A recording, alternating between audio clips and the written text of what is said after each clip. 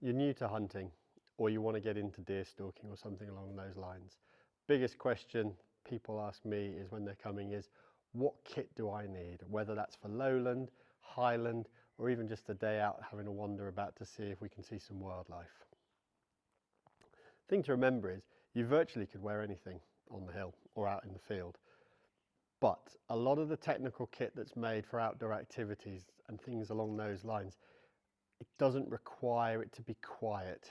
The fabrics are raw, they're noisy, things like that. If you're going deer stalking, the key is you want something that you get something that rubs past each other and that fabric doesn't make a lot of noise, especially if your first deer you're going to try and stalk is maybe a muntjac in a woodland, potentially going after seeker deer. They're incredibly sensitive. They rely on their hearing. They know you're coming.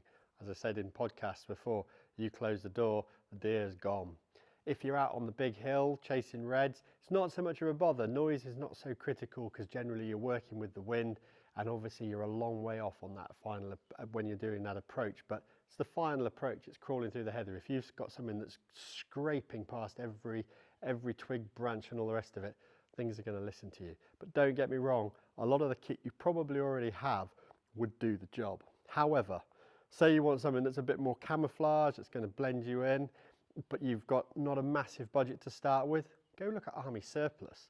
For example, obviously you've got camouflage trousers, jackets, all sorts of things available. If you want the true waterproof, because you know it's going to be miserable weather, a set of DPM over trousers, they're 100% waterproof. They will keep you dry. These are my trousers that basically I use when I'm cleaning skulls with the pressure washer. You get hit with water, you stay dry. Goes the same again. You can go and buy a full old DPM jacket, 100% waterproof. It will rain. It can chuck everything at you. You can chuck a red weather warning at it and you don't get wet. The only downside to that sort of kit is it doesn't have the technical ability to breathe. So if suddenly it's raining but you're doing a lot of physical exertion, so you're chasing up the hill, you'll start to sweat, and that can be a bit of a problem.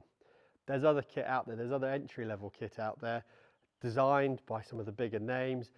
Really, it's going to allow you to get into the market. Look at things like Ridgeline and Sealand and stuff like that.